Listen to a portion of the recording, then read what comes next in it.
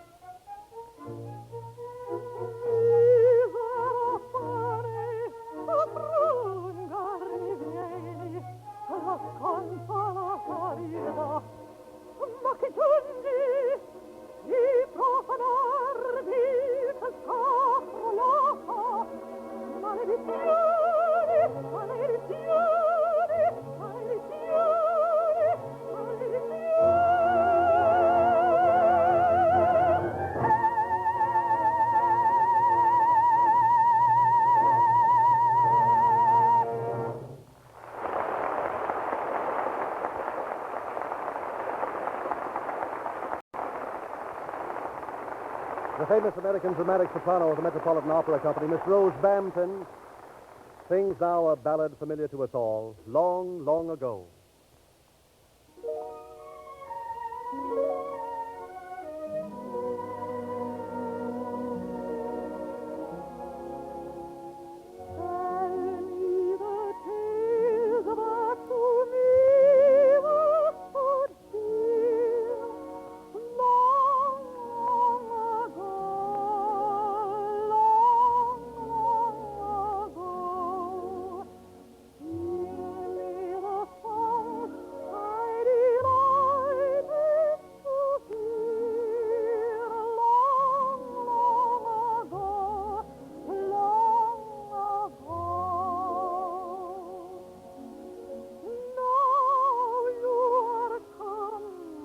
My grief is removed.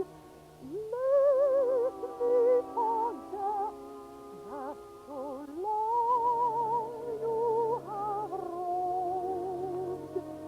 Let me believe that you love as you loved long, long ago, long ago.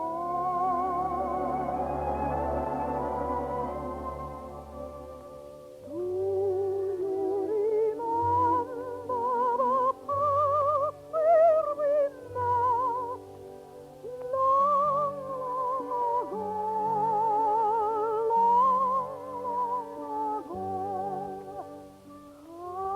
Yes, you told me you never forget.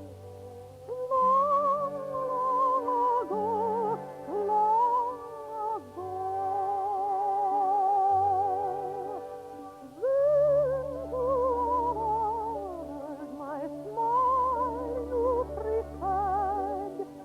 Love, when you spoke, gave a charm to each word. Here my heart treasures the praises I heard long, long ago,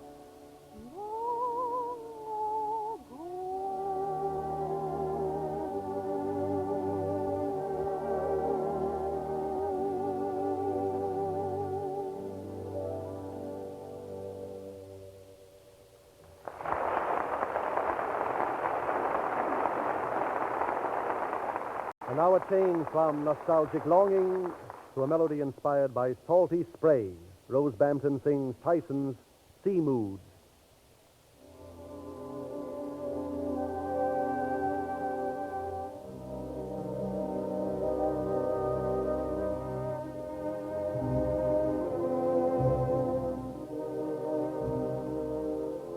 oh, slumbering sea below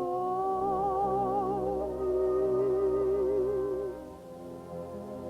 Oh, soft night wind.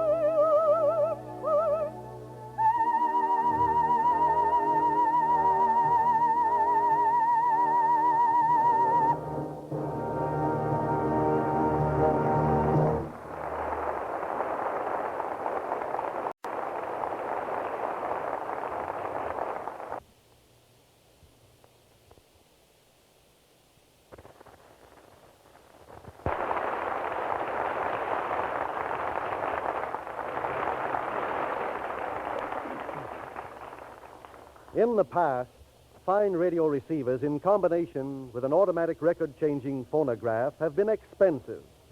Now, RCA Victor, celebrating 40 years of leadership, brings you in its 40th anniversary Victrola a dream instrument at a cost which can turn your dream into reality. The 40th anniversary Victrola combines a fully automatic gentle-action record-changing phonograph with a superb RCA Victor electric tuning radio. It is available in either walnut or mahogany. The list price of this completely automatic RCA Victrola, FOB Camden, New Jersey, is only $175, which is $10 less than ever before. But that's not all.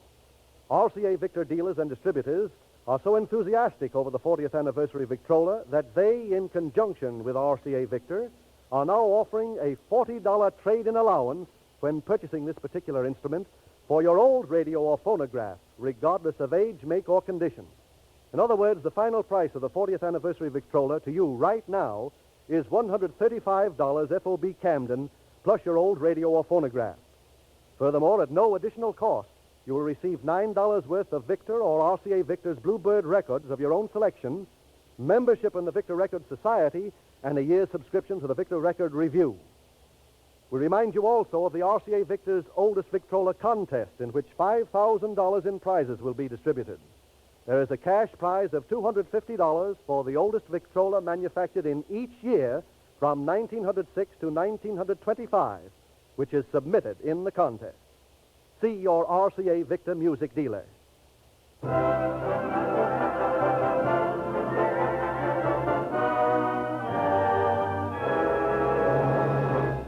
One of the first American composers to break away from European traditions was the late George W. Chadwick. Frank Black, General Music Director of the National Broadcasting Company, now conducts the Magic Key Orchestra in Chadwick's Jubilee.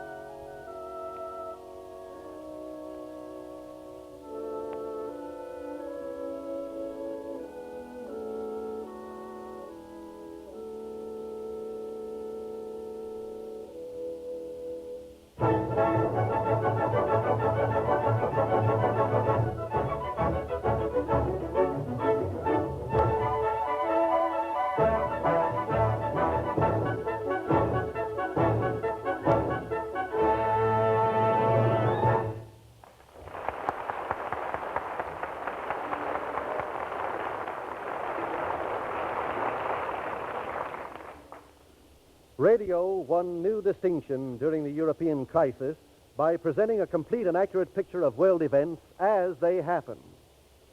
Now radio dips into the future as America faces tomorrow's world through 5 sessions of the annual Herald Tribune Forum on Current Problems held in New York.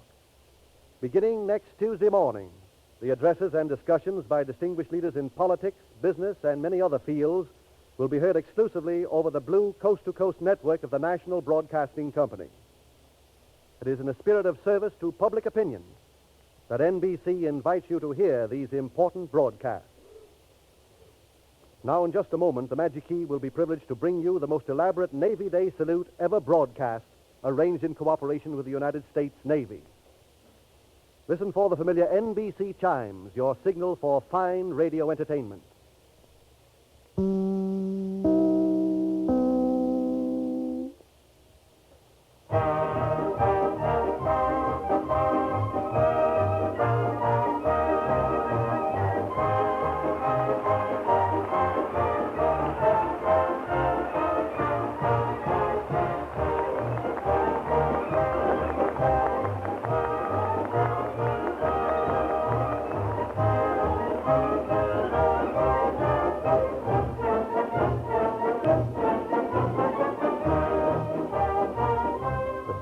Of anchors away, bring to mind a hallowed list of American heroes afloat. The names of John Paul Jones, of Oliver Hazard Perry, of Farragut, of Dewey. To show you, in action, your Navy of today, the Magic Key of RCA takes pleasure in turning over the remainder of this program to what we believe will be a thrilling...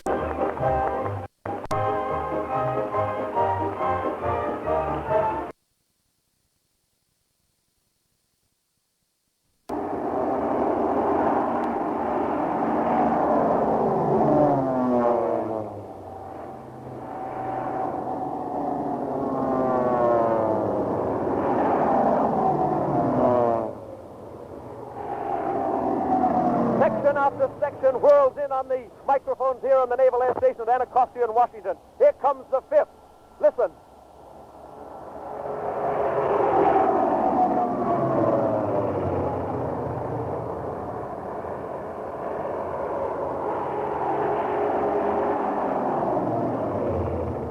The power diving attack is over. The attack is completed. Listen for the report of its completion. Chief of Naval Operations from Yorktown Air Group Commander. Attack completed, sir. Admiral A speaking. Well done. Various phases of naval activities in the air and on the surface have been brought to you thus far in this Navy Day salute. Captain R.S. Edwards, commander of the submarine base at New London, will now be asked to show you the submarine escape procedure developed by his command. Calling the Naval Submarine Base at New London, Connecticut. Hello, Captain Edwards. Captain Edwards at New London. Captain Edwards, proceed with your part of this Navy Day demonstration. Aye, aye, sir. One of the duties of the base here at New London is to train officers and men in the methods of escaping from a stricken submarine. We will now proceed with the escape demonstration, and I turn you over to our civilian observer, Ben Grauer. Thank you, Captain Edwards. We're speaking from our observation position at the top of the escape training tower, a giant cylinder of water 100 feet high and about 20 feet across. Just 100 feet below the surface of this water, another microphone position has been arranged to send to the surface the actual story of this escape with the Navy Department's famous Mommsen lung. Lieutenant J.K. Morrison, officer in charge of the training tank, is now in the submarine compartment leading out to the bottom of this giant tank. Lieutenant William C. Eddy, former submarine officer, now an NBC television engineer, is sitting on the edge of the diving bell, which is anchored here beside me. Before we bring you a complete story of this routine escape, let us call on these two men before they get under pressure so that you may hear their normal voices. First, below in the escape chamber, Lieutenant Morrison. Are you about ready? Yes, we can start at any time. Fine, sir. And Lieutenant Eddy here in the submarine bell at our side on the surface of the water. Are you ready, too? I'll start down at your signal, Ben. All right, gentlemen, let's go. Now you hear the sound of the electric winch lowering the diving bell with Lieutenant Eddy towards the bottom of the tank. The water at the bottom creates a pressure of more than 45 pounds per square inch. Before we take you below the surface to describe the submarine lung escape, let me quote a few figures that are sure to prove enlightening. This pressure of 45 pounds per square inch represents an evenly distributed weight on the bodies of the men at the bottom of more than 100,000 pounds, or a weight equivalent to more than $1.5 million silver dollars. In fact, we are using special microphones below the surface because ordinary mics would cave in under the pressure. And now, let's go 100 feet below the surface to the Navy's submarine escape compartment. Come in, Lieutenant Morrison. Morrison speaking. We started flooding the escape chamber about 3 minutes ago. We're now up to our waist in water. We should be ready to come out in a minute or so.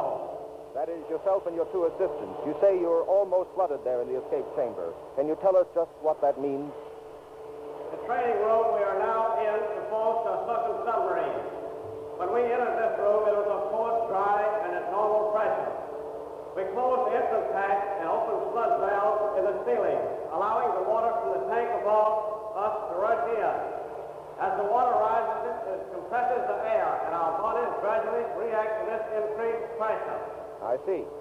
But how, Lieutenant Morrison, do you know when to stop flooding? We leave the flood valve open until the air in the room reaches a pressure equal to the weight of the water in the tank. At that point, no more water will flow in. Just as if you were in a disabled submarine at the same depth from the bottom of the ocean? That's right. I see. Where's Lieutenant Eddie now? Well, he left here with the diving bell in a cloud of bubbles just a short while ago. Suppose we call him. Come in, Lieutenant Eddie. Okay, Ben Grauer. Yes? I'm about 80 feet below the surface with only about 20 feet to go. I'm taking it slowly now as my ears haven't quite cleared as yet. Well, we hear you quite clearly, Lieutenant Eddie. Can you tell us something about your surroundings as you work your way down? Well, needless to say, there's water everywhere. I'm standing on a shelf inside this diving bell with water up to my chest. The water is pitch black, although enough sunlight is filtering through from the surface to allow me to read the instruments. I now read 35 pounds per square inch pressure, 135 degrees Fahrenheit, and 95 humidity. I'm starting down again so that I can be outside the hatch when Lieutenant Morrison comes out. This will be the first time a complete and continuous description of a submarine escape has been broadcast by radio. So goodbye now, Ben. All right, Bill. I know you're going to be busy as you go down the next 10 feet to reach Lieutenant Morrison. Can you hear us, Lieutenant Morrison? Do you know where Lieutenant Eddie is? Morrison speaking. Yes. Where did Lieutenant Eddie say he was? I've only got a few more pounds to go. Well, he's about 20 feet or perhaps less now above you. He'll be with you any time now. I'll call him. Maybe you can talk to him. Hello, Lieutenant Morrison, in the escape chamber. I heard you talking to Ben Grauer. I'll be outside your escape hatch in a moment. Down 90 feet now. Okay, Lieutenant Eddie. The submarine bell in which Lieutenant Eddie is now 90 feet below the surface is very much like an oversized pail lowered bottom side up into the water. As it goes deeper, the air trapped in it increases in pressure, keeping out the water and allowing the occupants to breathe. A similar but much larger device would be lowered to the deck of a stricken submarine for preliminary rescue observations, possibly to evacuate stricken members of the crew who are unable to use the mumps and lungs. Ben? Yes, Bill? I'm on the bottom now. Put Joe Morrison on, please. Very well. Joe Morrison, Bill Eddy reports he's on the bottom just outside the escape chamber where you are. Are you ready to open the escape hatch and come out? Very nearly ready. Well, all right. Suppose we leave your broadcasting line open to get an idea of the operations in your compartment. Go right ahead.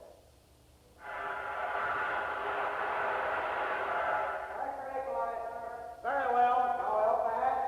Just a moment. What's the temperature? 155 degrees Fahrenheit. 44 pounds pressure per inch. All right, let's go. Open the hatch. Release the boy. Charge your log. Hello on the surface. Better have Lieutenant Eddie take over now. Coming out of here now. I got it, Ben. I just saw the hatch open and the escape buoy shot by in a cloud of bubbles. This buoy is attached by a line to the submarine escape chamber, as you know. It's pitch black, but the light from the escape chamber down below shows through the open hatch. The bubbles are dying down, and I can see the buoy line very plainly now. Just a moment. I think I can see the buoy line moving. Yes, here comes Lieutenant Morrison wearing a lung and ascending hand over hand up the buoy line. He's certainly a ghostly-looking creature, covered with bubbles from head to foot. Well, wait a minute. He's up to the bell now, so we're going to start up to our first decompression stop. You better take it over, Ben, while I rest my vocal cords. Right, Bill Eddy. Ladies and gentlemen, as these two men, one inside the diving bell and one outside with the mumps and lung, as they come to the surface, let me tell you about the mumps and lung. This is a flat rubberized bag filled with oxygen into which Lieutenant Morrison inhales and exhales through a mouth connection. Both of these men are under terrific pressure, and in order to allow their bodies to readjust to the decreased pressures, they're required to stop at intervals on their way. Lieutenant Eddy, as you just heard by the sound of the steam of the electric winch, stopped by pressing a button, whereas Lieutenant Morrison stopped by holding on to the markers on the buoy line, which are 10 feet apart, which signal to him when he must stop for a decompression stop. And where are you now, Lieutenant Morrison? Lieutenant Eddy. Ben Grower, Yes, we're yes, sir. decompressing now at 50 feet. I see. And it just occurred to me that, well, we're slowly decompressing now, and Joe March has just come in. You understand that he can hear me talking in this, he can hear through the water. Now, rather than continue our trip to the surface in this bell, we're both going to make a second escape in the lounge. Good. While we are on our way up, maybe you can explain a little something about this decompression stop we've just taken. Mr. Warren is now charging his lungs, and here goes mine. We're leaving now at 50 feet. We'll see you in a minute. So long now, Ben. I'm leaving. Well, good luck. And Lieutenant Morrison, Lieutenant Eddy, leave the diving bell 50 feet below the surface of the water here, and we're looking out and watching a cascade of bubbles gently foaming up, the discharge from their mumps and lungs. And now we can just glimpse the lean figures of the two men in the sea-green depths of the water. I'm tracing the buoy line as it goes down to the water. I see the first decompression marker, that is the top one, and now looking down I can just see the figure. I can't tell whether it's Lieutenant Eddy or Lieutenant Morrison, but there are two mystic, ghostly figures coming up here through the surface of the water. The men have to come at a certain rate of speed in order not to suffer the ill effects of sudden changes of temperatures. Yes, and here they come now, bubbling up through the water. Here first is Lieutenant Bill Eddy. Fine, Bill. You can perhaps hear the splashing of the water. Would you come over here and tell us just how you feel to be back here in the open air? Well, Ben, it's certainly much better to breathe fresh air. That's all I can say. And how about you, Lieutenant Morrison? Fine. I agree with Lieutenant Eddy. Well, many thanks to you both, gentlemen, for this thrilling demonstration. And more thanks to you, sir, Captain R.S. Edwards, Commandant of the Navy Submarine Base. Admiral Leigh, Captain Edwards reporting from New London. This routine submarine escape demonstration is complete. Thank you, Captain Edwards. As this program draws to a close, I should like to thank all those whose enthusiastic cooperation has made this Navy Day program possible. Calling Manila. Myers in Manila, speaking for Admiral Yarnell in Augusta at Shanghai, China. Calling Omaha. Blackie in Omaha, Villefranche, France. Calling Houston. Block in Houston at San Pedro, California. Calling Flying Dreadnought. King and Flying Dreadnought on the coast of California. Calling Brooklyn. Johnson in Brooklyn, off the Virginia Capes. Calling Marine Fighting One. Browning with Marine Fighting One over Washington, D.C. Calling Submarine Base, New London. Edwards at New London. Upon completion of this program, all naval units involved will resume regular activities. Well done. As Chief of Naval Operations, it has been most gratifying to be able, through the facilities of the Magic Key program, to bring from distant ports of the world to our radio listeners the voices of officers in high command whose days as midshipmen at the Naval Academy are a distant but a vivid recollection. The voices of the midshipmen of today, the admirals of tomorrow, will now be heard as the full midshipman choir at the Naval Academy Chapel in Annapolis, Maryland, sings the traditional naval hymn, Eternal Father, Strong to Save.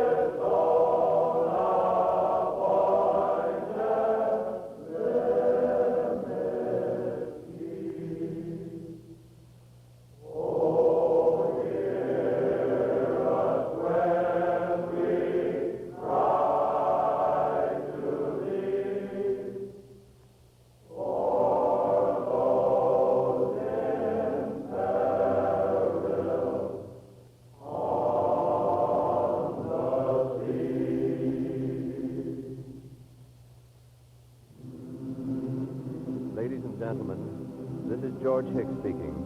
We've just brought you a thrilling demonstration of the United States Navy in action, conducted by the Navy's highest-ranking officer, Admiral William D. Leahy. To the Navy's officers, midshipmen, and enlisted personnel, we wish to express our thanks for their splendid cooperation. To our listeners, let us remind you once again that next Thursday, October 27th, is Navy Day. The United States Navy cordially invites you to visit and inspect your ship and station. This is Milton Cross speaking for all the services of the Radio Corporation of America. And George Hicks saying that in radio and television, it's RCA all the way.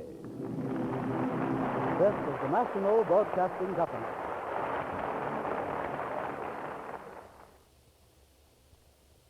Mm-hmm.